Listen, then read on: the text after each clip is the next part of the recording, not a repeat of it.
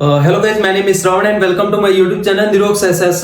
सो guys, आज हम start करने वाले हैं हमारे ये जो चैप्टर है डाइजेशन एंड एब्जॉर्प्शन, इसका हम 5th पार्ट स्टार्ट करेंगे। तो गाइस, ये वाले लेक्चर वीडियो में हम देखने वाले हैं हमारे जो एलिमेंट्री कैनाल रहता है इसके अंदर किस तरीके से हमारे जो भी हम फूड खाते हैं उसका डाइजेशन किस तरीके से होगा और कौन सा मॉलिक्यूल कौन से पार्ट के अंदर डाइजेस्ट होता है। तो ये भी सारी चीजें हम देखने वाले हैं। फर्स्टली यहाँ पर हम देखें तो हमने अगले वाले जो लेक्चर वीडियो इसमें हमने पूरा डाइजेस्टिव सिस्टम हमने कवर कर लिया है, जिसमें फर्स्टली हमने एलिमेंट्री कैनाल देखा और उसके बाद देखा था हमारा डाइजेस्टिव ग्लैंड। एलिमेंट्री कैनाल की बात करें तो एलिमेंट्री कैनाल स्टार्ट होता है माउथ से और खत्म होता है एनस से। सो इसके बीच में भी बहुत सारे ऑर्गन रहेंगे, जैसे कि यहाँ पर हमारा माउथ रहेगा। माउथ ओरल कैविटी के अंदर ओपन होगा। ओरल कैविटी फेरिंग्स के अंदर ओपन होती है। आगे इसोफेगस रहेगा, स्टमक रहेगा, स्मॉल इंटेस्टाइन रहेगा, लार्ज इंटेस्टाइन रहेगा, रेक्टम रहेगा और एनस रहेगा। सो इस तरीके से हमारा पूरा एलिमेंट्री कैनाल रहता है। और डाइजेस्टिव ग्लैंड की बात करें तो इसमें हमारा फर्स्टली हम हमारा जो इसका सीक्रेशन रिलीज करता है ओरल कैविटी के अंदर, तो इसको हम सलाइवरी ग्लैंड बोलेंगे। इसके बाद हमारा गैस्ट्रिक ग्लैंड रहेगा जो कि हमारा स्टमक, इंटेस्टिनल ग्लैंड रहेगा।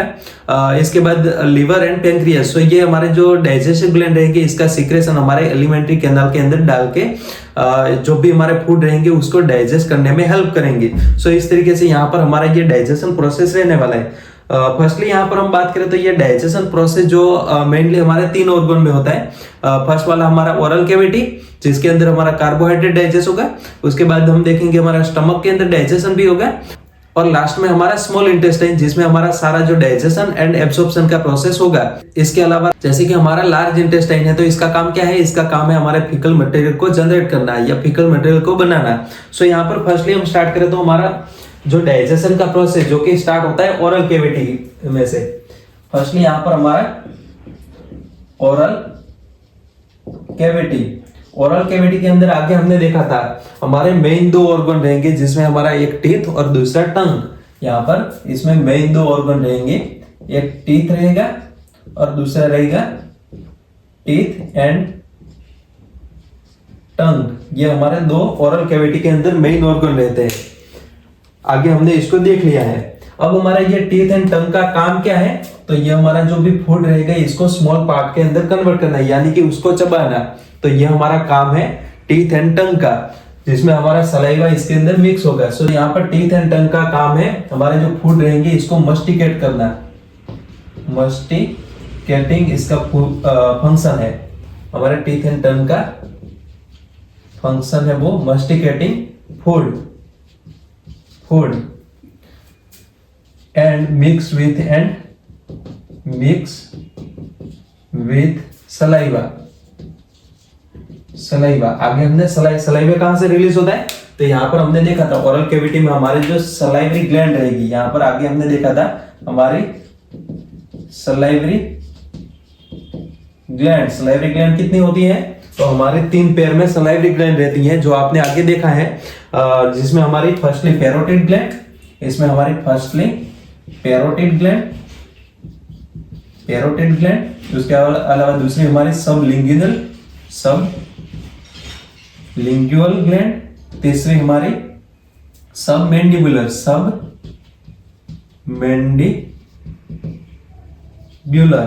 ये हमने तीनों हमारी सलाइवरी ग्लैंड आगे हमने देख ली है। अब यहाँ पर हमारी ये तीनों सलाइवरी ग्लैंड जो कि रिलीज करेंगे इसका सीक्रेशन, जिसको हम बोलेंगे सलाइवा। ये सलाइवा सलाइवरी डक्ट के थ्रू हमारे ओरल कैविटी के अंदर रिलीज होता है। ये आगे हमने देख लिया। जैसे कि यहाँ पर हमारी ये ओरल कैविटी है, यहाँ पर हमारे टीथ वगैरह रहेंगे जो कि ये हमारे जो फूड रहेंगे उसको छोटे पार्ट्स के अंदर कन्वर्ट करेगा। और यहाँ पर हमारा टंग भी रहेगा, ये हमारा मस्कुलर ऑर्गन टंग। अब ये हमारी ओरल कैविटी के अंदर यहाँ पर हमने देखा था एक हमारे चीक के अंदर ग्लैंड रहती है जिसको हम पैरोटिड बोलेंगे। ये इसकी डक्ट के थ्रू जो सलाइवा रहेगा ये रिलीज करेगी हमारे ओरल कैविटी में, तो ये इसकी डक्ट होगी, ये हमारी पैरोटिड। इसके अलावा दूसरी हमारी सबलिंगुअल, तो इसका ये जो सीक्रेशन रहेगा ये भी रिलीज करेंगे हमारे इसकी डक्ट के थ्रू, ये रिलीज करेंगे हमारे जो रहेगा ओरल कैविटी इसके अंदर। इसके अलावा तीसरी ग्लैंड हमारे सबमैंडिबुलर, तो ये भी इसका सीक्रेशन इस तरीके से इसकी डक्ट के थ्रू रिलीज करेगा हमारा ओरल कैविटी के अंदर। तो ओरल कैविटी के अंदर हमारा जो सलाइवरी ग्लैंड इसका सीक्रेशन रिलीज करती है, तो इसको हम बोलेंगे सलाइवा। ये आपने देख लिया है। अब ये सलाइवा के कंटेंट क्या होंगे? तो कंटेंट ऑफ सलाइवा, सलाइवे के अंदर क्या क्या चीजें रहेंगी तो आगे हमने देख लिया है, फिर भी इसको एक बार देख लेते हैं। कंटेंट ऑफ सलाइवे के अंदर मेनली हमारा वाटर रहता है, मेनली हमारा वाटर रहता है। उसके अलावा यहाँ पर कुछ एंजाइम भी रहेंगे, इसके अलावा कुछ एंजाइम भी रहेंगे जिसमें हमारा सलाइवरी एमाइलेज, सलाइवरी एमाइलेज जो कि सलाइवरी एमाइलेज जो कि कार्बोहाइड्रेट का आगे डाइजेशन करने वाला है। इसके अलावा हमारा तीसरा चीज जिसमें इलेक्ट्रोलाइट, इलेक्ट्रोलाइट्स जैसे कि यहां पर sodium plus, potassium plus, chlorine minus, bicarbonate, ये सारे हमारे जो इलेक्ट्रोलाइट्स रहेंगे ये भी प्रेजेंट रहेंगे हमारे सलाइवा के अंदर। इसके अलावा हमने आगे देखा था हमारा थायोसाइनेट, थायोसाइनेट ये हमारा एक एंटी माइक्रोबायल एजेंट रहता है, एंटी माइक्रोबायल केमिकल रहता है जो कि हमारे बॉडी में जो भी हमारा फूड हम इंजेस्ट करेंगे तो इसमें जो भी बैक्टीरिया एंड वायरस होगा उसको किल करेगा या उसको डिस्ट्रॉय करेगा। इसके अलावा लाइसोजाइम भी रहता है, लाइसोजाइम भी रहता है। लाइसोजाइम क्या है? हमारा एक टाइप का एंजाइम है जो कि लाइसोसोम के अंदर बनता है। तो हमारा ये लाइसोजाइम रहेगा, ये भी हमारा एंटी, ये दोनों हमारे थायोसाइनेट एंड लाइसोजाइम ये दोनों हमारे anti microbial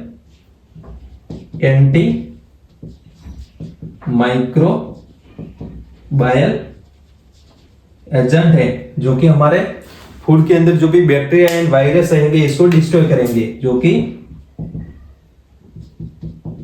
virus and bacteria present in food इसको डिस्ट्रॉय करेंगे, प्रेजेंट इन फूड इसको डिस्ट्रॉय करेंगे। क्या करेंगे? इसको डिस्ट्रॉय करेंगे या इसको किल करेंगे। तो आगे हमारा जो भी एलिमेंट्री कैनल या हमारा गैस्ट्रोइंटेस्टिनल ट्रैक्ट रहेगा तो इसको इन्फेक्शन से बचाएगा। तो ये इसका काम है, थायोसाइनेट एंड लाइसोजाइम, ये आगे हमने देख लिया है। इसके अलावा क्या होता है तो यहाँ पर कुछ सेल वगैरह भी रहते हैं, यहाँ पर कुछ सेल वगैरह, इलेक्ट्रोलाइट एंड सेल। तो जैसे कि यहाँ पर NaCl है, ये सारे सेल रहेंगे। तो ये आपको पता है, ये हमारा सलाइवा का कंटेंट हो गया। अब यहाँ पर इसमें से हम आगे देखने वाले हैं हमारा मेन जो चीज रहेगी, ये हमारा एंजाइम जो कि सलाइवरी एमाइलेज है। क्या है? Salivary amylase. इसमें मेनली हमारा जो एंजाइम, ये सलाइवा का पहले तो हम समझ लेते हैं, ये सलाइवा का पीएच जो कि कितना रहेगा 6.8, आगे आपने देख लिया है। अब हमारा ये स्लाइटली एसिडिक रहेगा और ये हमारा जो एंजाइम रहेगा, एंजाइम आगे हमारे डाइजेशन करने वाला है। एंजाइम क्या करने वाला है? डाइजेशन करने वाला है। ये डाइजेशन क्या करेगा तो हमारा सलाइवा, हमारा जो भी फूड रहेगा ओरल कैविटी के अंदर, हमारा फूड पहले यहाँ पर हमने देख लिया मस्टिकेटिंग होता है हमारे टीथ एंड टंग की वजह से, और इसके साथ हमारा जो सलाइवा रहता है ये मिक्स होता है। अभी हमारा सलाइवा मिक्स हो गया तो हमारे फूड के अंदर जो भी स्टार्च प्रेजेंट है, क्या प्रेजेंट है? स्टार्च प्रेजेंट है। ये स्टार्च हमारा डाइजेस्ट करेगा एमाइलेज एंजाइम। कौन डाइजेस्ट करेगा? तो इसके अंदर जो भी स्टार्च प्रेजेंट है, स्टार्च को हमारा ये एंजाइम जो कि सलाइवरी एमाइलेज है, ये इसको डाइजेस्ट करेगा और कन्वर्ट करेगा माल्टोज के अंदर, माल्टोज या आइसोमाल्टोज या डेक्स्ट्रिन, या इसको हम इस तरीके से भी बोलेंगे, इसको डाइसैकेराइड। ये सारी चीजों को मिला के हम डाइसैकेराइड भी बोलेंगे, डाइसैकेराइड भी बोलेंगे। तो ये डाइजेशन होने वाला है हमारे कहां पर? ओरल कैविटी के अंदर। ये हमारा सलाइवरी एमाइलेज स्टार्च को डाइजेस्ट करता है, हमारा सलाइवरी एमाइलेज। ये आपको याद कर लेना है, ये हमारा सलाइवरी एमाइलेज जो कि डाइजेस्ट करता है स्टार्च को, और इसमें हमारे जो टोटल फूड रहेंगे इसका 30% स्टार्च को ही डाइजेस्ट करेगा। सो 30% starch of total food,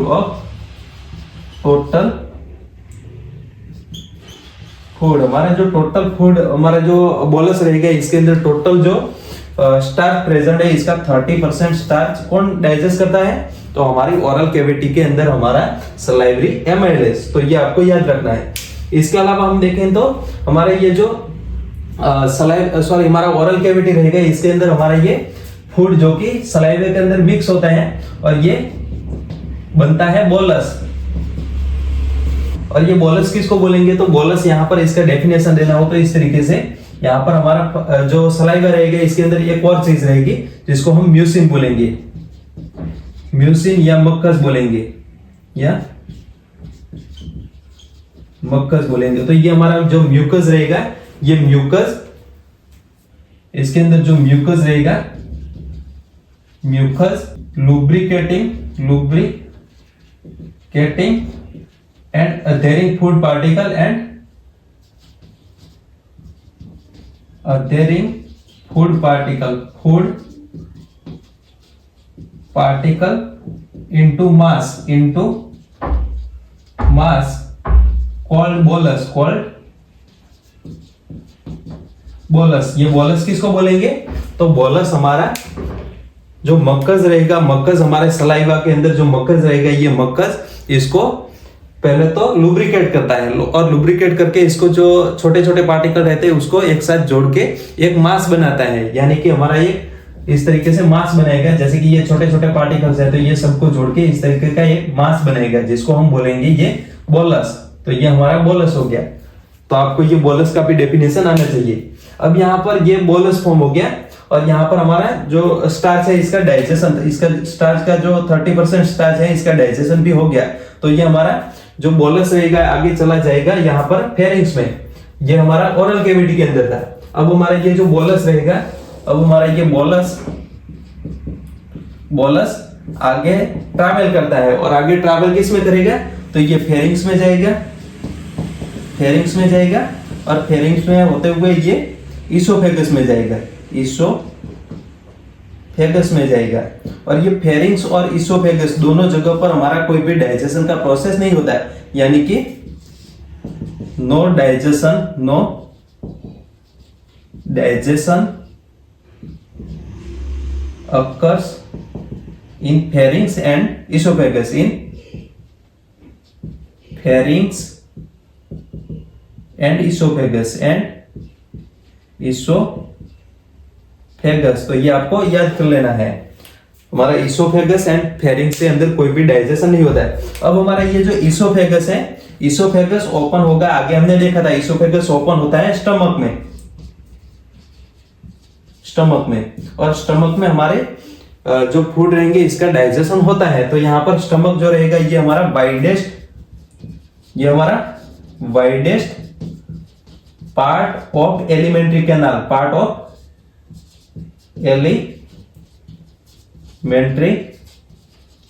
canal रहेगा। ये हमारा एक वाइडेस्ट पार्ट रहेगा जिसमें हमारा जो फूड रहेगा वो 4 to 5 आवर के लिए वहां पर स्टोर रहेगा और इसमें कुछ मूवमेंट होगी जिसको हम चर्निंग बोलेंगे। तो ये मूवमेंट के थ्रू हमारा जो फूड रहेगा वो गैस्ट्रिक जूस के साथ जुड़ेगा, जिसको हम आगे देखते हैं। सो यहाँ तक आपको क्लियर हो गया होगा। अगर इसको आपको नोट करना है तो आप स्क्रीनशॉट लेके या वीडियो को पॉज करके कर सकते हैं। सो इस तरीके से ये हमारा ओरल कैविटी के अंदर डाइजेशन। इसके बाद हम देखते हैं इसके बाद आगे देखते हैं हमारा स्टमक के अंदर digestion.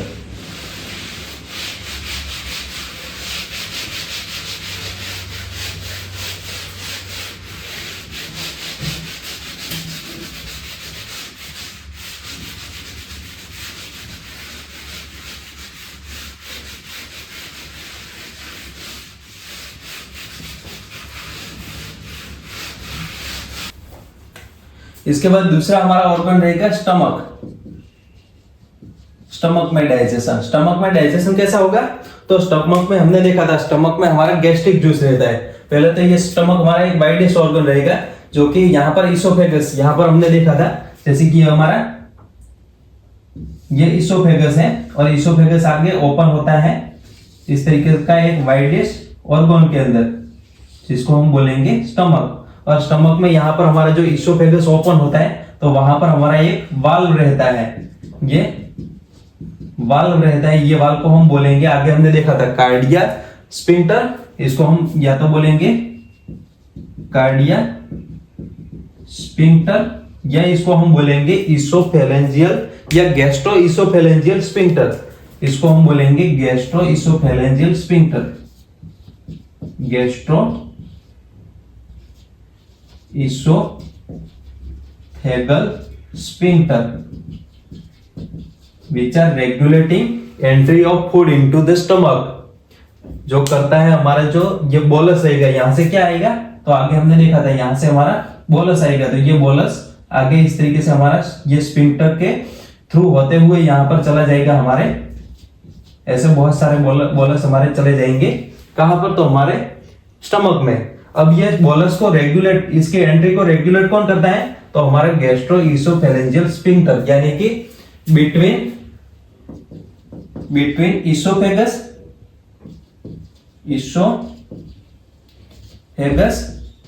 And stomach present valve called gastroesophageal valve, called gastroesophageal sphincter या वाल्व। तो ये जो वर्ड है ये आपको याद कर लेना है, ये जो वर्ड गैस्ट्रो इसोफेगल स्फिंक्टर ये आपको याद कर लेना है। इसके अलावा दूसरा यहाँ पर स्फिंक्टर रहेगा, जो कि हमारा यहाँ पर दूसरा स्फिंक्टर रहेगा जिसको हम बोलेंगे, आगे हमने हमारा स्टमक के हमने 3 पार्ट में इसको डिवाइड किया था, जिसमें हमारा ये फंडस, उसके बाद ये हमारा मेन बॉडी, और तीसरा हमारा लास्ट वाला पार्ट जिसको हम पाइलोरस बोलते हैं, तो ये हमारा पाइलोरस। तो यहाँ पर हमारा ये जो पाइलोरस और ये हमारा स्मॉल इंटेस्टाइन, आगे हमारा ये स्मॉल इंटेस्टाइन, इसका ये डियोडिनम पार्ट, सी कर्वेचर वाला डियोडिनम पार्ट, तो ये इन दोनों के बीच में भी यहाँ पर एक वाल्व रहेगा जिसको हम बोलेंगे, ये हमारा जो वाल्व है इसको हम पाइलोरिक स्फिंक्टर बोलेंगे। तो इसको पाइलोरिक स्फिंक्टर बोलेंगे। तो यहाँ पर स्टमक में 2 वाल्व रहते हैं, एक हमारा कार्डिया स्फिंक्टर यानी कि गैस्ट्रो इसोफेलेंजियल स्फिंक्टर, और दूसरा हमारा पाइलोरिक स्फिंक्टर जो कि प्रेजेंट रहता है between duodenum and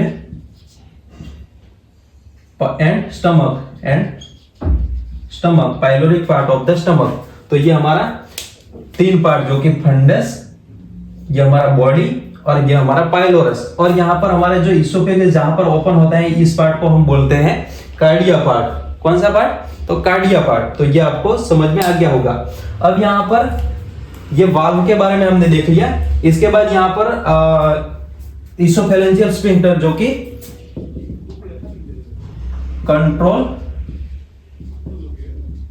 entry of food into entry of food, या इसको हम बोलस भी बोलेंगे, इनटू स्टमक में एंट्री जो फूड की रहती है इसको कंट्रोल करता है हमारा गैस्ट्रो इसोफेलेंजियल स्फिंक्टर। तो ये आपको समझ में आ गया। अब ये कई आपने देखा होगा, जैसे कि कुछ छोटे बच्चे रहते हैं, तो छोटे बच्चे के अंदर हमारा ये जो स्फिंक्टर रहता है गैस्ट्रो इसोफेलेंजियल स्फिंक्टर, ये अनडेवलप रहता है। तो तब हमारे जो छोटे बच्चे रहते हैं वो दूध पीते हैं या कुछ भी खाते हैं तो वो उल्टी कर देते हैं। तो ये उल्टी इस वजह से करेंगे, वॉमिटिंग इस वजह से करेंगे, क्योंकि हमारा ये वाल्व रहेगा वो हमारे जो भी फूड रहेंगे इसको वापस इस तरीके से मूवमेंट करवाएगा, इसको मूव करेगा। तो ये हमारा रहेगा गैस्ट्रो इसोफेलेंजियल स्फिंक्टर जो कि बच्चों के अंदर अनडेवलप रहता है। तो यहां तक आपको ये सारी चीज समझ आ गई। इसके बाद हम देखें तो हमारा ये जो स्टमक रहता है इसके अंदर हमारा गैस्ट्रिक जूस रहता है, हमारा गैस्ट्रिक जूस रहता है। और ये गैस्ट्रिक जूस रहेगा ये एसिडिक रहेगा। कैसा रहेगा, एसिडिक रहेगा, एसिडिक रहेगा, जिसमें हमारा जो पीएच रहेगा इसका 1.8 पीएच रहेगा, यानी कि लो पीएच रहेगा। और ये लो पीएच किस वजह से रहेगा, तो यहां पर low pH because of HCl acid present in gastric juice. हमारा जो गैस्ट्रिक जूस रहता है ये एसिडिक रहता है, जिसका पीएच 1.8 रहेगा बिकॉज ऑफ HCl एसिड, यानी कि हाइड्रोक्लोरिक एसिड के वजह से हमारा जो गैस्ट्रिक जूस रहता है इसका पीएच 1.8 रहता है, यानी कि हाईली एसिडिक है, ये हाईली एसिडिक है। तो ये आपको समझ में आ गया। इसके बाद हम ये हमारा जो गैस्ट्रिक जूस रहता है, गैस्ट्रिक जूस रहता है, इसका हम कंपोनेंट की बात करें, इसके कॉन्स्टिट्यूशन की बात करें तो इसमें बहुत सारी चीजें रहती है जिसमें हमारा कुछ एंजाइम रहेंगे, जैसे कि आगे हम देखेंगे प्रो एंजाइम रहेंगे, कुछ एंजाइम भी रहेंगे, कुछ एंजाइम रहेंगे, और यहाँ पर कुछ इलेक्ट्रोलाइट भी रहेंगे, इलेक्ट्रोलाइट्स भी रहेंगे। इसके अलावा HCl एसिड भी रहेंगे। आगे हम देखेंगे HCl acid and intrinsic factor,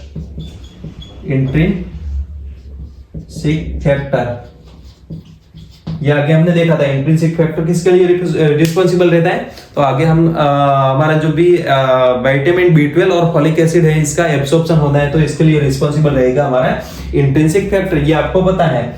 अब हमारा ये जो इसके अलावा हम यहाँ पर स्टमक के अंदर हमने देखा था हमारे 3 टाइप के सेल, जिसमें हमने फर्स्टली यहाँ पर 3 टाइप के cell, 3 type of cell which are present in stomach. तो इसमें फर्स्टली हमारे जिसको हम ऑक्सिनटिक सेल बोलेंगे, ऑक्सिनटिक सेल, और पेरिएटल, इसका दूसरा नाम है पेरिएटल सेल, पेरिएटल सेल, जो कि सीक्रेट करते हैं HCl एसिड को, जो कि सीक्रेट करते हैं, इसका सीक्रेशन रहेगा HCl एसिड एंड ये intrinsic factor and intrinsic factor. दूसरे हमारे जो टाइप के सेल रहेंगे ये हमारे पेप्टिक सेल, दूसरे हमारे पेप्टिक सेल, जो कि यहां पर पेप्टिक सेल, इसको हम इसका अदर नाम देना हो तो चीप सेल भी बोलेंगे, और चीप सेल या तीसरा इसका नाम है, ये तीनों नाम आपको याद करने हैं, चीप सेल, और तीसरा इसका नाम है जाइमोजेनिक सेल, जाइमोजेनिक सेल। तो ये तीनों नाम है हमारे एक ही टाइप के सेल के, पेप्टिक सेल, चीप सेल और जाइमोजेनिक सेल, जो कि सीक्रेट करते हैं प्रो एंजाइम को, जो कि सीक्रेट करते हैं हमारे कुछ प्रो एंजाइम। प्रो एंजाइम कौन से तो आगे हम देखते हैं। इसके अलावा कुछ एंजाइम भी सीक्रेट करेंगे, कुछ यहाँ पर एंजाइम भी ये सीक्रेट करेंगे। प्रो एंजाइम में हम बात करें तो प्रो एंजाइम में मेनली यहाँ पर इसको रेड पेन से लिखता है। फर्स्टली हमारे प्रो एंजाइम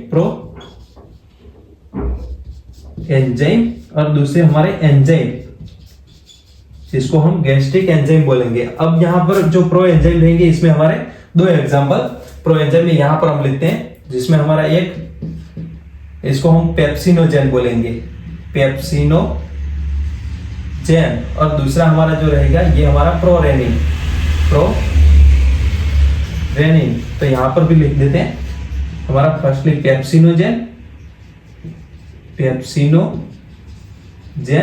और दूसरा हमारा प्रोरेनिन,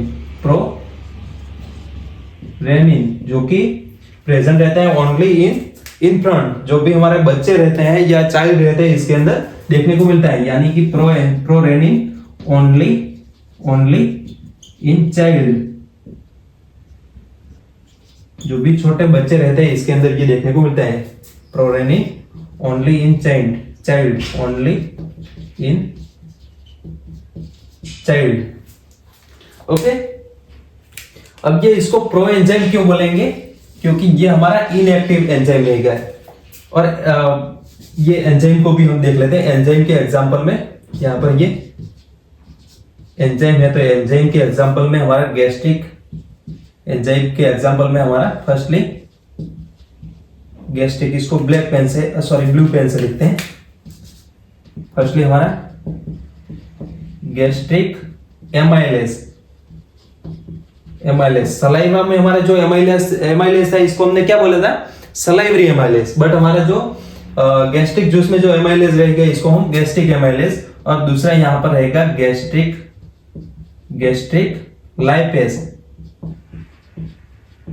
लाइपेज। तो ये हमारे 2 एंजाइम रहते हैं और 2 हमारे प्रो एंजाइम रहते हैं। अब ये प्रो एंजाइम इसको क्यों बोलेंगे, तो प्रो एंजाइम इसलिए बोलेंगे क्योंकि ये हमारे इनएक्टिव एंजाइम रहते हैं, इनएक्टिव एंजाइम रहते हैं। और ये इनएक्टिव एंजाइम को फर्स्टली इसको एक्टिव करना पड़ेगा, तभी हमारे ये काम कर पाएंगे। इनएक्टिव एंजाइम रहते हैं जिसको हम जाइमोजेन भी बोलेंगे। प्रो एंजाइम का दूसरा नाम है जाइमोजेन। यहाँ पर हमने जाइमोजेनिक सेल देखे, कौन से, यहाँ पर जाइमोजेनिक सेल देखे, तो ये हमारे जाइमोजेनिक जो सेल रहेंगे ये जाइमोजेंस को सीक्रेट करते हैं, इस वजह से इसको हम बोलेंगे जाइमोजेनिक सेल। अब हमारे ये इनएक्टिव एंजाइम जो रहेंगे इसको एक्टिव करना पड़ेगा, इसको हम थोड़ा सा बाद में देखते हैं। इसके बाद हमारे तीसरे जो सेल रहते हैं, तीसरे टाइप के सेल रहते हैं, ये हमारे गोबलेट सेल। गोबलेट सेल जो कि म्यूकस का सीक्रेशन करेंगे, जो कि म्यूकस का सीक्रेशन करेंगे। और ये जो म्यूकस रहेगा, mucus which is protect, mucus protect wall of stomach from HCl acid. हमारे जो स्टमक का ये वॉल रहता है, हमारा स्टमक का जो वॉल रहता है, इसके अंदर इसके वॉल को प्रोटेक्ट करता है HCl एसिड। HCl एसिड यानी कि हाईली कंसंट्रेटेड HCl एसिड रहता है। इसका पीएच यहाँ पर आपने देखा 1.8 पीएच है। तो ये हमारे जो स्टमक वॉल रहेंगे इसके अंदर अल्सर कर सकता है, पेप्टिक अल्सर कर सकता है। तो इस वजह से यहाँ पर हमारे इसको लुब्रिकेट करके, यहाँ पर हमारा जो म्यूकस बन रहा है इसको वॉल को लुब्रिकेट करके हमारी वॉल को प्रोटेक्ट करता है। तो इस वजह से हमारे ये गोबलेट सेल जो कि म्यूकस का सीक्रेशन करेंगे। अब यहाँ पर हमारे ये जो प्रो एंजाइम जो कि इनएक्टिव एंजाइम है, इसको क्या करना पड़ेगा, इसको पहले एक्टिव करना पड़ेगा, तभी ये काम करेगा। सो यहाँ पर प्रो एंजाइम ये हमारे इनएक्टिव एंजाइम है, इसको पहले एक्टिव करना पड़ेगा। और एक्टिव करने के लिए यहाँ पर हमने देखा था हमारे जैसे कि पेप्सिनोजेन, जैसे कि यहाँ पर पेप्सिनोजेन है, तो पेप्सिनोजेन को एक्टिव करने के लिए यहाँ पर पेप्सिनोजेन को एक्टिव करने के लिए, पेप्सिनोजेन अगर एक्टिव होगा तो ये कन्वर्ट होगा पेप्सिन के अंदर। पेप्सिनोजेन एक्टिव होगा तो ये कन्वर्ट होगा पेप्सिन के अंदर। और ये ये पेप्सिनोजेन को एक्टिव कौन करवाता है, तो यहाँ पर हमने देखा था हमारे ऑक्सेंटिक सेल के द्वारा बनाया जाता है HCl एसिड। तो ये HCl एसिड इसको एक्टिव एंजाइम के अंदर कन्वर्ट करेंगे, यानी कि पेप्सिनोजेन को HCl एसिड कन्वर्ट करवाता है पेप्सिन में, जो कि हमारा एक एक्टिव एंजाइम है। ये आपको समझ में आ गया है। और हमारा जो प्रोरेनिन रहेगा, प्रोरेनिन आगे कन्वर्ट होगा, प्रोरेनिन कन्वर्ट होगा रेनिन में, जो कि बच्चों के अंदर देखने को मिलता है। अब हमारा ये जो पेप्सिनोजेन, इसको क्यों पेप्सिनोजेन को पेप्सिन में कन्वर्ट करते हैं, क्योंकि हमारे जो आगे प्रोटीन का पेप्सिन डाइजेशन करने वाला है, तो ये प्रोटीन के डाइजेशन के लिए एसिडिक मीडियम चाहिए। तो इस वजह से यहाँ पर हमारा HCl एसिड जो रहेगा वो एसिडिक मीडियम प्रोवाइड करेगा। अब यहाँ पर डाइजेशन की प्रोसेस,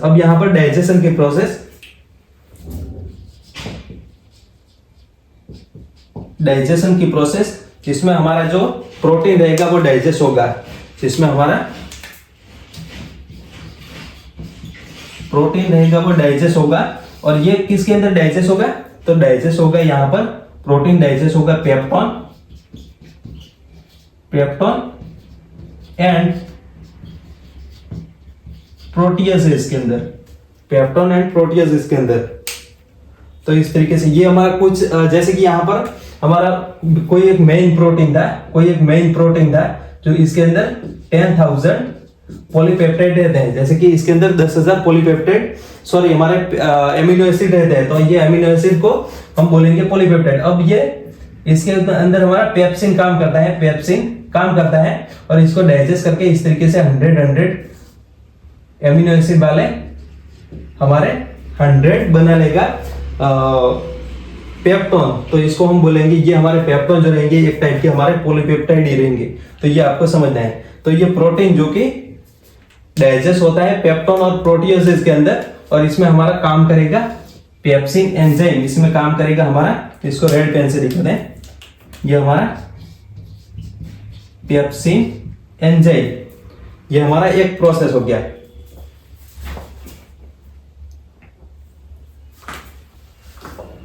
इसके अलावा दूसरा यहां पर हमारा रेनिन रहेगा, हमारा जो मिल्क प्रोटीन रहेगा, मिल्क प्रोटीन जिसको हम कैसिन बोलते हैं। क्या बोलते हैं?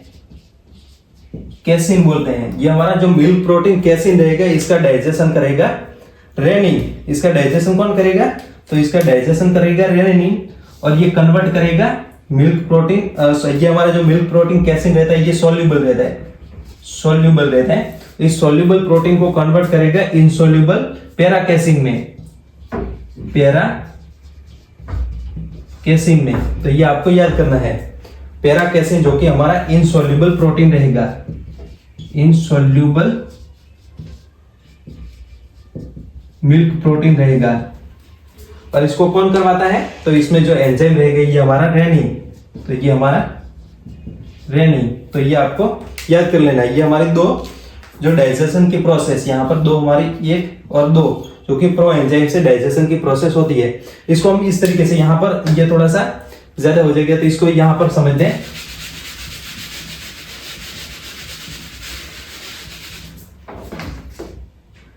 डाइजेशन की प्रोसेस में फर्स्टली हमारा जो प्रोटीन रहेगा, प्रोटीन कन्वर्ट होगा पेप्टोन एंड प्रोटियोजेस के अंदर, और इसमें जो काम करेगा ये हमारा एंजाइम पेप्सिन। कौन सा? पेप्सिन, जो कि एक्टिव फॉर्म है पेप्सिनोजेन का। दूसरा यहां पर हमारा रिएक्शन होगा, ये हमारा प्रोरेनिन, सॉरी हमारा यहां पर हमने मिल्क प्रोटीन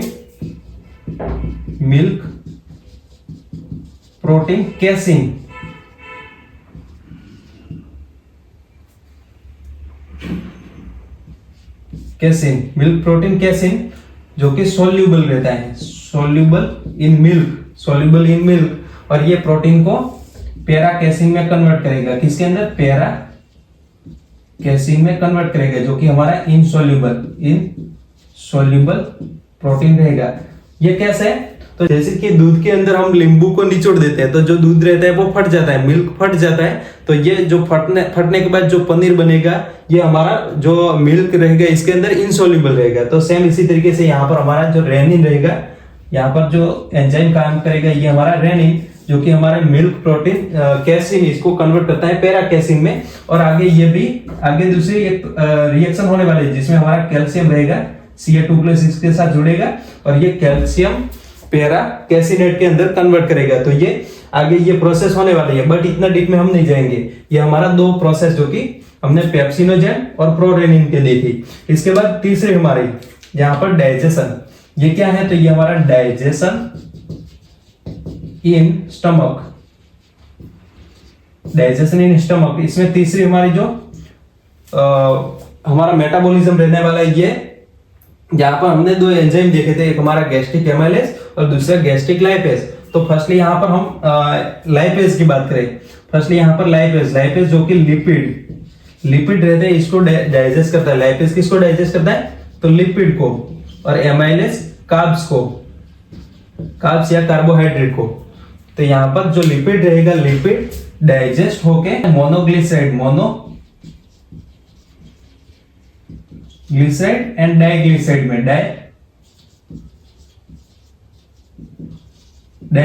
में, मोनो एंड डाइग्लिसराइड क्या होता है? तो आगे हमने लिपिड देखा था, लिपिड में बायोमोलिक्यूल में हमने देखा था लिपिड हमारा एक टाइप का ट्राई एसाइल ग्लिसरॉल या हमारा ट्राइग्लिसराइड रहता है। ये क्या रहता है?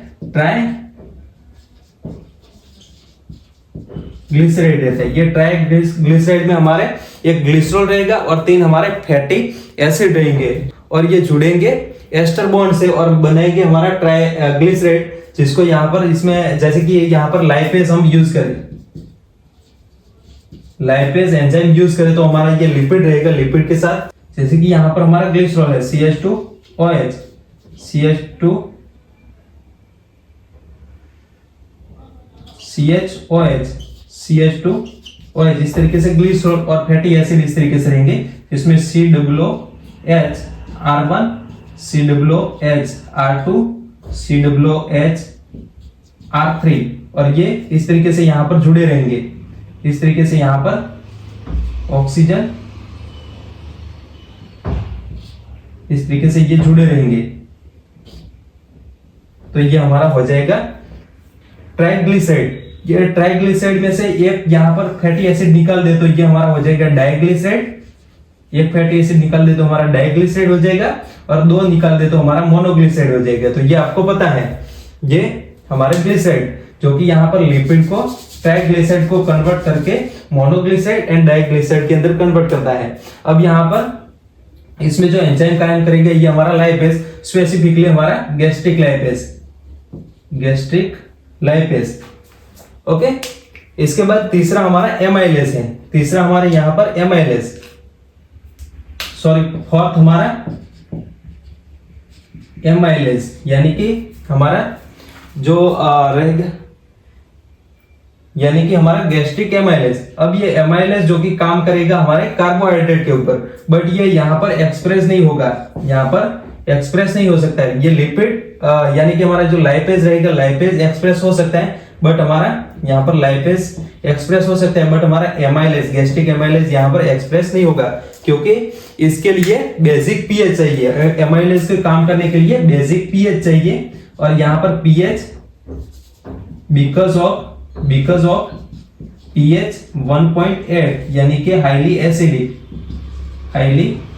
एसिडिक, सो ये हमारा एमाइलेज यहाँ पर एक्सप्रेस नहीं होगा, यानी कि ये हमारा कार्बोहाइड्रेट का आगे डाइजेशन नहीं करेगा, स्टमक के अंदर कार्बोहाइड्रेट का डाइजेशन नहीं होगा, क्योंकि यहाँ पर पीएच जो रहेगी वो लो रहेगी, 1.8 पीएच है। सो इस वजह से यहाँ पर हमारा ये एंजाइम बेसिक पीएच में काम करने वाला एंजाइम है, तो इस वजह से यहाँ पर ये एक्सप्रेस नहीं होगा, यानी कि वो स्टार्च को डाइजेस्ट करने के लिए कैपेबल नहीं है। तो ये हमारा जो पूरा प्रोसेस, डाइजेशन का प्रोसेस जो कि होता है हमारे स्टमक में, जिसमें हमारा ये प्रोटीन जो कि पेप्टोन और प्रोटियोजेस के अंदर कन्वर्ट होता है, मिल्क प्रोटीन जो कि ओनली इन चाइल्ड जो कि कैसिन को कन्वर्ट करेगा पैरा कैसिन में। तीसरा हमारा लिपिड का डाइजेशन जो कि मोनोग्लिसराइड एंड डाइग्लिसराइड के अंदर इसको कन्वर्ट करेगा लिपिड को। तो ये हमारा पूरा प्रोसेस डाइजेशन का है। अब यहां तक आपको ये सारी चीजें समझ में आ गई होगी, जिसमें हमारे 3 टाइप के सेल, ऑक्सेंटिक, पेप्टिक और गॉबलेट सेल, और ये हमारा गैस्ट्रिक जूस का कॉन्स्टिट्यूशन।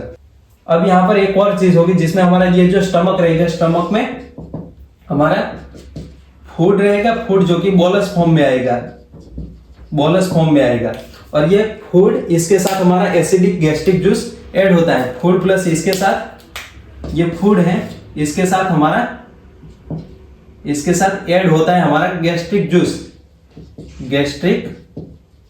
जूस। ये दोनों मिलके एक हमारा सेमी फ्लूइड सब्सटेंस बनाएंगे जिसको हम बोलेंगे कायम,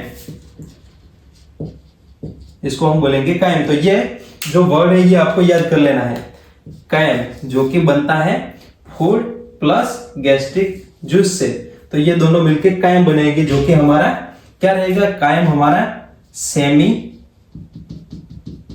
फ्लूइड सब्सटेंस है, सब्सटेंस जो कि आगे हमारा स्टमक में से जाने वाला है इंटेस्टाइन में डाइजेशन के लिए। तो ये स्टमक में से इंटेस्टाइन में जाने वाला है जिसको हम बोलेंगे कायम।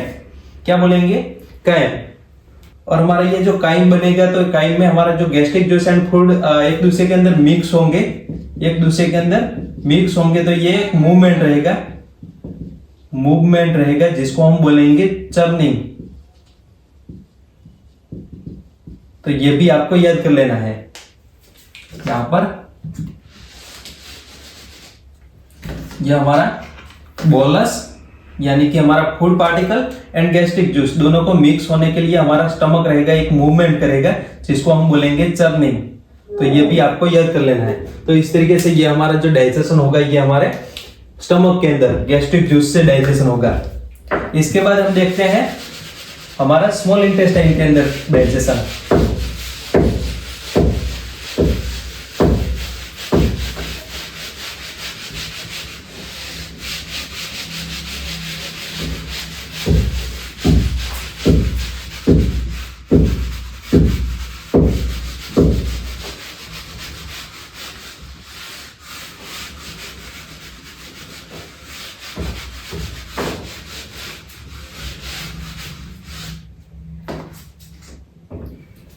इसके बाद हम देखते हैं स्मॉल इंटेस्टाइन में डाइजेशन।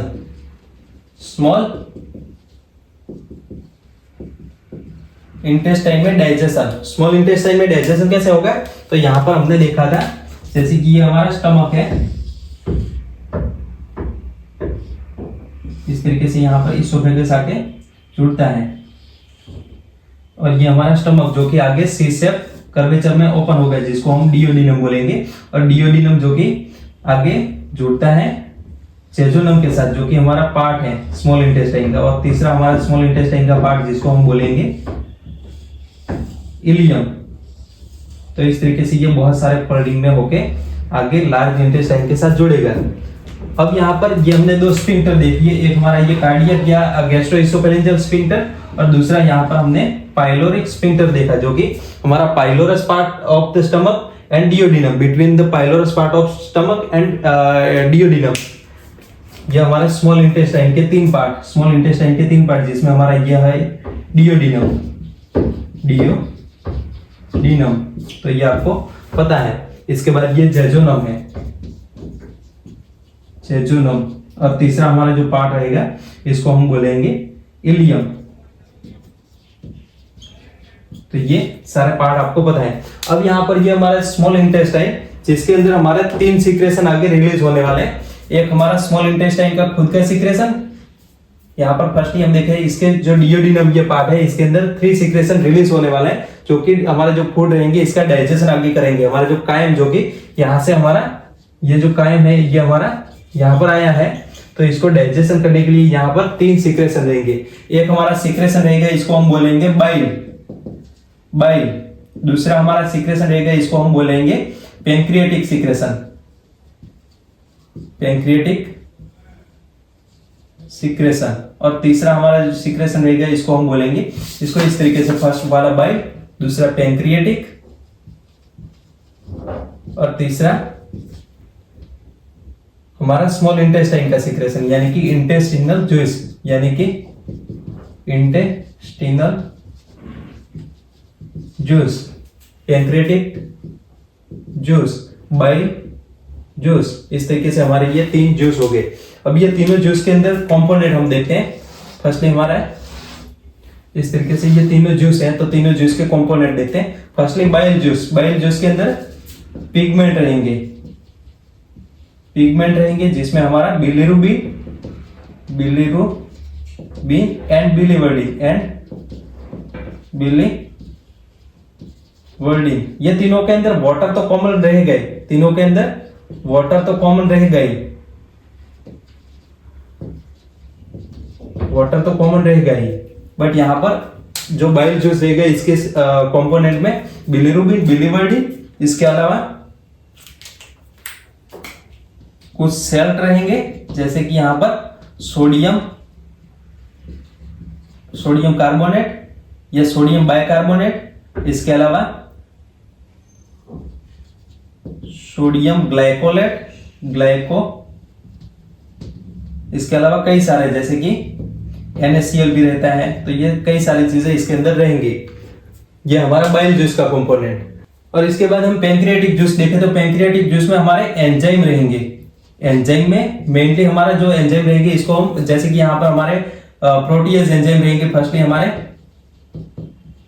प्रोटीएज एंजाइम रहेंगे जिसमें ट्रिप्सिनोजेन है, ट्रिप्सिनोजेन, दूसरा काइमोट्रिप्सिनोजेन, काइमोट्रिप्सिनोजेन, तीसरा हमारा जो रहेगा इसको हम बोलेंगे प्रोकार्बोक्सीपेप्टिडेज, प्रोकार्बोक्सीपेप्टिडेज। ये हमारे तीनों जो प्रोटीएज एंजाइम है ये हमारे प्रो एंजाइम है। ये क्या है, तो ये हमारे तीनों प्रो एंजाइम है, प्रो एंजाइम है। इसके अलावा यहाँ पर और भी एंजाइम रहेंगे, और भी यहाँ पर एंजाइम रहेंगे जिसमें दूसरा हमारा ये प्रोटीएज है, 3 प्रोटीएज हो गए। दूसरा एमाइलेज रहेगा, तीसरा हमारा लाइपेज रहेगा और फोर्थ हमारा न्यूक्लियस रहेगा। इसके अलावा भी कई सारे एंजाइम रहते हैं, बट यहाँ पर मेन हमारे ये एंजाइम रहेंगे जिसमें प्रोटीएज, जिसमें trypsinogen, chymotrypsinogen, procarboxypeptidase, amylase, lipase and nucleus. ये हमारे सारे एंजाइम रहेंगे जो कि रहेंगे हमारे पैंक्रियाटिक जूस में। अब यहाँ पर हमारा तीसरा जो ग्लैंड रहेगा ये हमारा इंटेस्टिनल जूस। इंटेस्टिनल जूस में हम देखने जाए तो इसमें हमने दो टाइप के ग्लैंड देखी थी, जिसमें हमारा एक जो रहेगा इसको हम क्रिप्ट ऑफ लिम्बरकू बोलेंगे, इसमें एक हमारा क्रिप्ट ऑफ लिम्बरकू और दूसरा हमारा ब्रूनर्स ग्लैंड जो कि ओनली देखने को मिलती है हमारे ये डियोडिनम पार्ट के अंदर, जो कि ओनली इन डियोडिनम पार्ट। ये हमारे दो टाइप के सेल के क्रिप्ट रहते हैं या सेल के क्लस्टर रहते हैं, जिसमें हमारा क्रिप्ट ऑफ लिम्बरकू और दूसरा ब्रूनर्स ग्लैंड, जो कि ये दोनों मिलके हमारा इंटेस्टिनल जूस रिलीज करेंगे। ये दोनों मिलके सीक्रेट इंटेस्टिनल जूस, जिसको हम बोलेंगे सक्कस एंटेरिकस। ये आपको याद कर लेना है, सक्कस एंटेरिकस किसको बोलेंगे, तो हमारा जो इंटेस्टिनल जूस रहेगा इसको हम बोलेंगे सक्कस एंटेरिकस, जो कि कौन सीक्रेट करता है, तो इसमें क्रिप्ट ऑफ लिम्बरकू, ब्रूनर्स ग्लैंड, ये दोनों टाइप के सेल के क्लस्टर रहेंगे, तो ये सीक्रेट करेंगे हमारे सक्कस एंटेरिकस। सक्कस एंटेरिकस में हमारे मेन कॉन्स्टिट्यूशन क्या रहेगा, तो इसमें मेन कॉन्स्टिट्यूशन में हम देखें तो इसमें कुछ एंजाइम रहेंगे, म्यूकस रहेगा, कुछ सेल भी रहेंगे और कुछ हमारे इलेक्ट्रोलाइट्स भी रहेंगे। इसके अलावा ये कुछ हार्मोन भी रिलीज करता है, बट ये हार्मोन डायरेक्टली ब्लड के अंदर रिलीज होंगे, तो ये आपको समझना है, इसके लिए कोई भी डक नहीं रहती। तो ये हमारे सक्कस एंटेरिकस के कंपोनेंट। अब यहाँ पर एंजाइम में हम बात करें तो एंजाइम में यहाँ पर हमारे मेनली डाइसैकेराइडेज एंजाइम में हम बात करें तो ये जो एंजाइम में हमारे मेनली डाइपेप्टिडेज,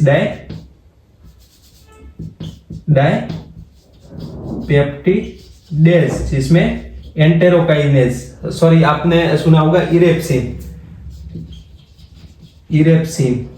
इसके अलावा दूसरे हमारे डाइसैकेराइडेज, जिसमें हमारा माल्टेज, दूसरा हमारा रहेगा इसको हम बोलेंगे सुक्रेज, जिसको हम इन्वर्टेज भी बोलेंगे, और तीसरा हमारा लैक्टेज, ये हमारे डाइसैकेराइड रहेंगे। इसके अलावा हमारे न्यूक्लियोटाइडेज एंड न्यूक्लियोसाइडेज भी रहेंगे, न्यूक्लियोसाइडेज भी रहेंगे, जो कि हमारा ये सक्कस एंटेरिकस का पार्ट है। तो ये आपको सारी चीजें समझ में आ गई, जिसमें हमारा ये इंटेस्टिनल जूस जो कि इसका सीक्रेशन में ये हमारे सारे कंपोनेंट रहते हैं, और यहाँ पर हमारे पैंक्रियाटिक जूस के कंपोनेंट। वैसे ये पैंक्रियास जो रहेगा ये हमारा दो तरीके से काम करता है, एक हमारा जो इसमें एंडोक्राइन पार्ट रहेगा और दूसरा एक्सोक्राइन पार्ट रहेगा। तो ये हमारा जो एंजाइम वगैरह जो पार्ट है ये हमारे एक्सोक्राइन का पार्ट है, एक्सोक्राइन का सीक्रेशन है। बट ये एंडोक्राइन की बात करें तो एंडोक्राइन में ये इसमें इजलेट ऑफ लैंगरहांस रहते हैं। क्या रहते हैं इसमें? इजलेट्स ऑफ लैंगरहांस रहते हैं, लैंगरहांस, जिसमें हमारे 3 टाइप के सेल रहेंगे। इसमें 3 टाइप के सेल रहेंगे। फर्स्टली हमारे अल्फा सेल, दूसरे हमारे बीटा सेल, तीसरे हमारे डेल्टा सेल। इस तरीके से यहाँ पर alpha, beta and delta cell. Firstly यहाँ पर alpha, beta and delta cell ये रहेंगे, जिसमें हमारा अल्फा सेल रहेगा ये सीक्रेट करेगा ग्लूकागोन। दूसरा हमारा बीटा सेल जो कि इजलेट ऑफ लैंगरहांस का बीटा सेल जो कि सीक्रेट करेगा इंसुलिन। और तीसरा डेल्टा जो कि सोमेटोस्टेटिन। ये सारी चीजें रहेगी हमारे एंडोक्राइन पार्ट के अंदर। तो ये आपको दोनों के सीक्रेशन समझ में आ गए। इसके बाद हम देखें तो हमारे ये लीवर एंड हमारे ये तीनों जो सीक्रेशन रहते हैं वो रिलीज कहां से होते हैं? तो यहाँ पर जैसे कि हमारा ये लीवर है, तो लीवर में से क्या निकलेगा? लीवर में से हमारा बाइल जूस। क्या निकलेगा? Bile juice. और लीवर के नीचे यहाँ पर गोल ब्लैडर रहता है। आगे हमने देखा था लीवर में से जो डक्ट निकलेगी इसको हम बोलेंगे हेपेटिक डक्ट। यहाँ पर लीवर में से जो डक्ट निकलेगी इसको हम हेपेटिक डक्ट बोलेंगे, हेपेटिक डक्ट। और यहाँ पर गोल ब्लैडर में से हमारी एक डक्ट निकलती है जिसको हम साइस्टिक डक्ट बोलेंगे। क्या बोलेंगे? साइस्टिक डक्ट, ये हमारी होगी साइस्टिक डक्ट। ये साइस्टिक डक्ट और हेपेटिक डक्ट दोनों मिलकर हमारी ये कॉमन बाइल डक्ट बनेगी, इसको हम बोलेंगे कॉमन बाइल डक्ट। ये आपको समझना है। अब यहाँ पर ये हमारी कॉमन बाइल डक्ट जो कि यहाँ पर इंफीरियरली आके यहाँ पर हमारा पेंक्रियास रहेगा, दूसरा हमारा यहाँ पर पेंक्रियास रहेगा, और पेंक्रियास की ये पेंक्रियाटिक डक्ट रहेगी। ये हमारी क्या है, तो ये हमारी पेंक्रियाटिक डक्ट है, पेंक्रियाटिक डक्ट है। अब हमारी ये पेंक्रियाटिक डक्ट के साथ यहाँ पर जैसे कि ये पेंक्रियाटिक, ये हमारे हेपेटिक डक्ट और यहाँ पर पेंक्रियाटिक डक्ट दोनों जुड़ के हमारी हेपेटो पेंक्रियाटिक डक्ट बनेगी। इसको हम बोलेंगे हेपेटो पेंक्रियाटिक डक्ट। और ये यहाँ पर जो डियोडिनम पार्ट में ओपन होती है, इसमें हमारा ये वाल्व रहेगा जिसको हम बोलेंगे sphincter of OD, sphincter of OD. तो ये आपको समझ में आ गया। इसके सिक्रेशन यहाँ पर हमारा बाइल एंड पेंक्रियाटिक जूस, ये दोनों इसके सिक्रेशन हेपेटो पेंक्रियाटिक डक्ट के थ्रू, हेपेटो पेंक्रियाटिक डक्ट के थ्रू रिलीज करेंगे डियोडिनम में रिलीज करेंगे। और डियोडिनम में हमारे जो स्टमक में से काइन पार्ट आया है, इसका डाइजेशन यहाँ पर होगा। अब ये डाइजेशन किस तरीके से होता है ये हम समझ लेते हैं। यहाँ पर ये जो डक्ट है ये आपको समझ में आगे होगी, और ये जो सारे सीक्रेशन है ये भी आपको समझ में आगे होंगे। इसके बाद हम देखते हैं हमारा ये स्मॉल इंटेस्टाइन के अंदर डाइजेशन। फर्स्टली यहाँ पर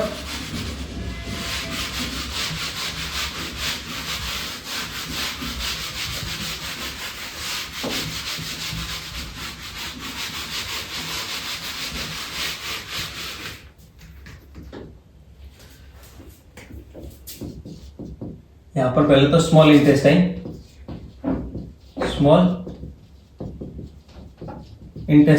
इसमें डाइजेशन की प्रोसेस, इसमें हमारा जो यहाँ पर हमारा ये जो दो जूस आते हैं जिसमें हमारा bile and pancreatic juice. Firstly यहाँ पर हम पेंक्रियाटिक जूस से फर्स्टली यहाँ पर बाइल जूस का देखते हैं। बाइल जूस इसमें कोई भी डाइजेस्टिव एंजाइम नहीं रहेंगे, सो यहाँ पर नो डाइजेस्टिव एंजाइम, इसके अंदर कोई भी डाइजेस्टिव एंजाइम नहीं रहते, बट ये हमारे बाइल जूस जो रहेंगे ये help in digestion of lipid. जो लिपिड रहेगा इसका डाइजेशन में हेल्प करेगा। लिपिड के डाइजेशन के लिए एंजाइम जो रहेगा ये हमारे पेंक्रियाटिक जूस के अंदर रहेगा, पेंक्रियाज में से सीक्रेट होगा। बट यहाँ पर डाइजेशन में हेल्प करता है हमारा बाइल जूस। लिपिड के डाइजेशन में हेल्प कौन करता है, तो बाइल जूस करता है। तो ये आपको समझ में आना चाहिए। तो ये ओनली हमारा जो बाइल जूस रहेगा ये लिपिड के डाइजेशन में हेल्प करेगा। इसके बाद दूसरा हमारा जूस रहेगा ये हमारा पेंक्रियाटिक जूस, जो आगे हमने देखा था। इसमें हमारे सारे एंजाइम रहेंगे जिसमें मेनली यहाँ पर प्रोटीन का डाइजेशन होगा। फर्स्ट यहाँ पर प्रोटीन में 3 टाइप के एंजाइम रहेंगे जो कि आगे हमने देखे थे। 3 टाइप के एंजाइम कौन से? फर्स्टली यहाँ पर प्रोकार्बोक्सीपेप्टिडेज, यहाँ पर जैसे कि हम देखते हैं, फर्स्टली हमारा ट्रिप्सिनोजेन, दूसरा हमारा जो रहेगा ये हमारा काइमोट्रिप्सिनोजेन,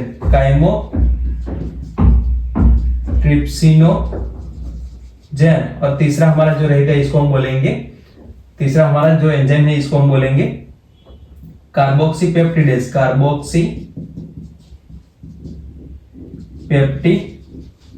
तो ये हमारे 3 जो एंजाइम रहेगी ये हमारे कौन से एंजाइम है, तो ये हमारे प्रो एंजाइम है। अब इसको एक्टिव फॉर्म में करने के लिए यहाँ पर हमारा जो इंटेस्टिनल जूस रहेगा यानी कि सक्कस एंटेरिकस रहेगा, इसमें एक एंजाइम रहेगा जिसको हम बोलेंगे एंटेरोकाइनेज। ये एंटेरोकाइनेज इसको एक्टिव करता है और कन्वर्ट करता है ट्रिप्सिन में। जिस तरीके से हमारा जो आगे हमने पेप्सिनोजेन देखा था, पेप्सिनोजेन को कन्वर्ट करता है HCl एसिड, पेप्सिनोजेन को HCl एसिड कन्वर्ट करता है पेप्सिन के अंदर। तो सेम इसी तरीके से ट्रिप्सिनोजेन को एंटेरोकाइनेज एंजाइम जो कि किसका कंपोनेंट है? तो ये है हमारा सक्कस एंटेरिकस यानी कि हमारा सॉरी इंटेस्टिनल जूस का। अब ये इसको कन्वर्ट करेगा ट्रिप्सिन में, इसको कन्वर्ट करेगा ट्रिप्सिन में। तो ये आपको समझना है। अब ये जो ट्रिप्सिन रहेंगे ये बाकी के जो दो एंजाइम है हमारा काइमोट्रिप्सिनोजेन, इसको कन्वर्ट करेगा ट्रिप्सिन। बाकी का हमारा जो दोनों एंजाइम ये हमारे प्रोटीजेज एंजाइम है इसको एक्टिव करता है ट्रिप्सिन एक्टिव करता है। कौन करता है? ट्रिप्सिन। तो ये काइमोट्रिप्सिनोजेन को काइमोट्रिप्सिन के अंदर एक्टिव करेगा। तो ये काइमोट्रिप्सिन हो गया।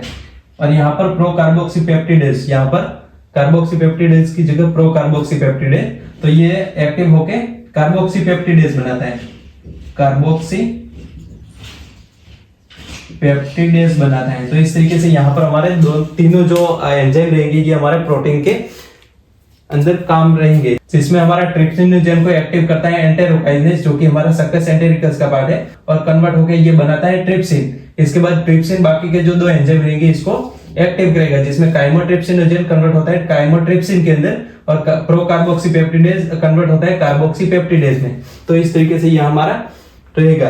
अब यहाँ पर प्रोटीन जो रहेगा इसके अंदर हमारा ये ट्रिप्सिन, इसके अंदर हमारा ट्रिप्सिन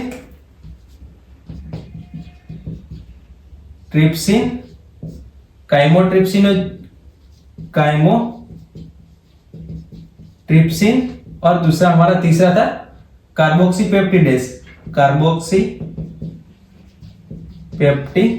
ये हमारे एक्टिव एंजाइम है।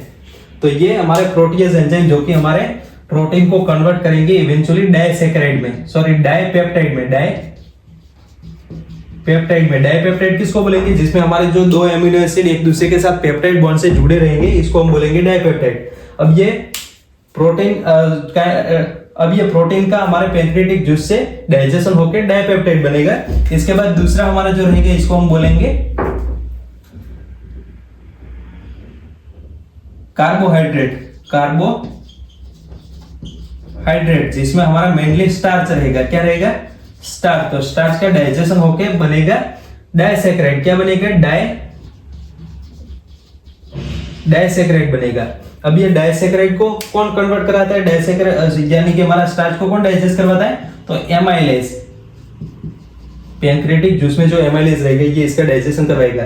इसके बाद तीसरा प्रोसेस में हमारा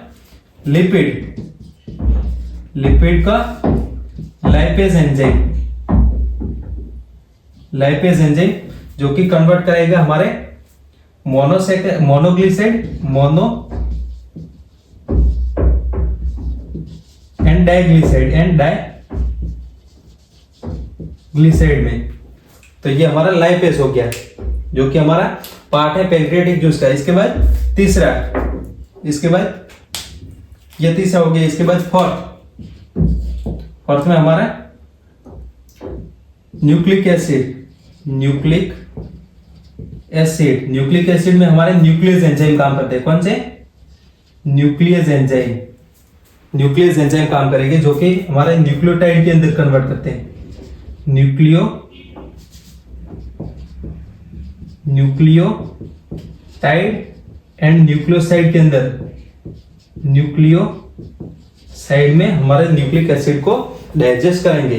तो ये तीनों एंजाइम, ये जो 4 एंजाइम आपको याद रखना है, जिसमें प्रोटीज में हमारा ट्रिप्सिन, काइमोट्रिप्सिन, कार्बोक्सीपेप्टिडेज, और कार्बोहाइड्रेट में हमारे एमाइलेज, और लिपिड में हमारा लाइपेज, और न्यूक्लिक एसिड में हमारा न्यूक्लियस। तो ये आपको याद कर लेना है। ये हमारा हो गया पैंक्रियाटिक जूस का। इसके बाद हम देखते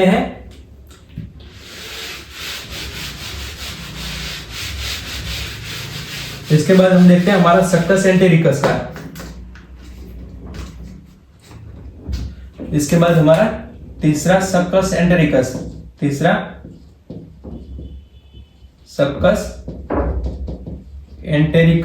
सक्कस एंटेरिकस में हमने देखा था हमारे कौन से एंजाइम रहेंगे। तो इसमें एंजाइम जो रहेंगे, इसमें एक तो हमारा रहेगा डाइपेप्टिडेज,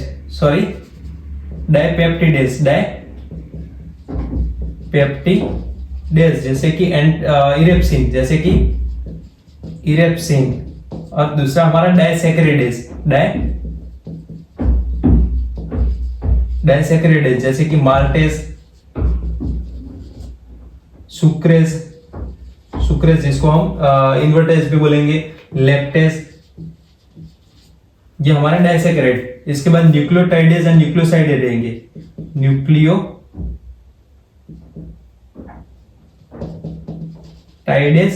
एंड न्यूक्लियोसाइडेज तो ये हमारे सक्कस एंटेरिकस में रहेंगे। अब ये किसका डाइजेशन करेंगे, तो यहाँ पर हमने आगे देखा था हमारे जो पैंक्रियाटिक जूस में से जो हमारे प्रोटीन जो कि पेप्टाइड डाइपेप्टाइड के अंदर कन्वर्ट हुए थे, तो ये डाइपेप्टाइड जिसमें हमारा ये इरेप्सिन काम करेगा, इरेप्सिन, और ये कन्वर्ट करेगा हमारे डाइपेप्टाइड को एमिनो एसिड के अंदर, एमिनो एसिड में कन्वर्ट करेगा। इसके बाद हमारा दूसरा जो एंजाइम रहेगा डाइसैकेराइड, जैसे कि यहां पर माल्टोज है तो माल्टोज को कन्वर्ट करेगा माल्टेज कन्वर्ट करेगा ग्लूकोज के अंदर, ग्लूकोज प्लस ग्लूकोज। जैसे कि यहां पर लैक्टोज है तो लैक्टोज को कौन कन्वर्ट करेगा, तो हमारा लैक्टेज एंजाइम इसको ग्लूकोज प्लस गैलेक्टोज के अंदर कन्वर्ट करेगा, ग्लूकोज प्लस गैलेक्टोज। इसके बाद सुक्रोज जो हमारा डाइसैकेराइड रहेगा, इसको इन्वर्टेज या सुक्रेज, जिसको कन्वर्ट करेगा ग्लूकोज प्लस फ्रुक्टोज में।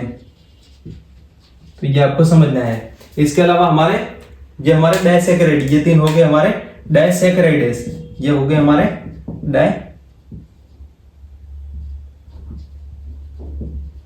डाइसैकेराइड। इसके बाद हमारे न्यूक्लियोटाइडेज एंड न्यूक्लियोसाइडेज, इसके बाद हमारे जो न्यूक्लियोटाइड रहेंगे तो न्यूक्लियोटाइड के ऊपर हमारा न्यूक्लियोटाइडेज काम करेगा, और ये कन्वर्ट करेगा न्यूक्लियोटाइड को न्यूक्लियोसाइड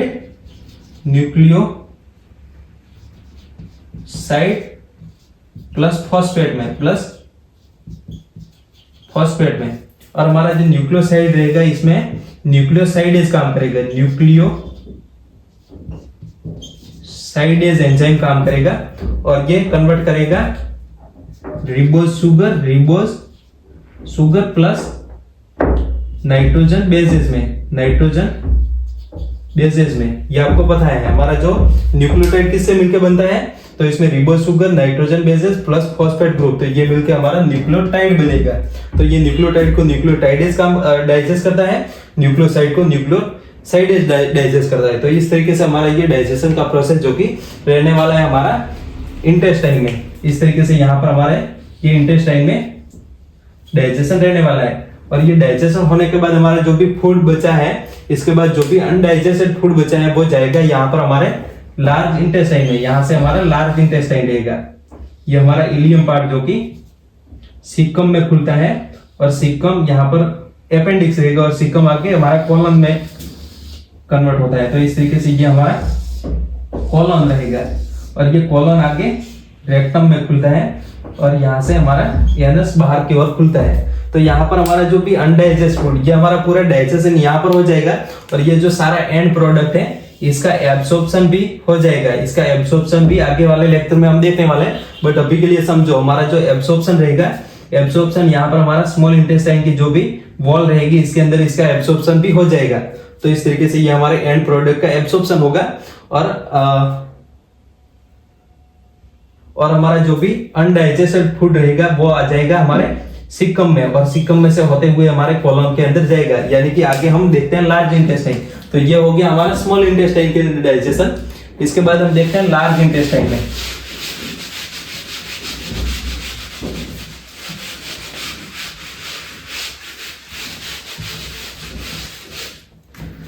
इसके बाद लास्ट में हमारा large intestine. Large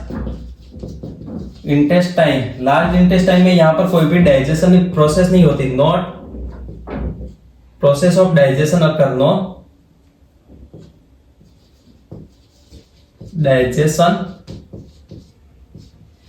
occur in large intestine, large intestine में कोई भी डाइजेशन का प्रोसेस नहीं होता है। और यहाँ पर हमारा जो डाइजेशन का फंक्शन क्या है, लार्ज इंटेस्टाइन का फंक्शन है ये हमारा जनरेट फीकल मटेरियल या फीसेस, इसमें से जो भी पानी रहेंगे। और इसके अलावा हमारे जो भी ये फीकल मटेरियल कैसे जनरेट करता है, तो इसके अंदर म्यूकस का सीक्रेशन होगा। म्यूकस जो कि lubricating and adhering digested food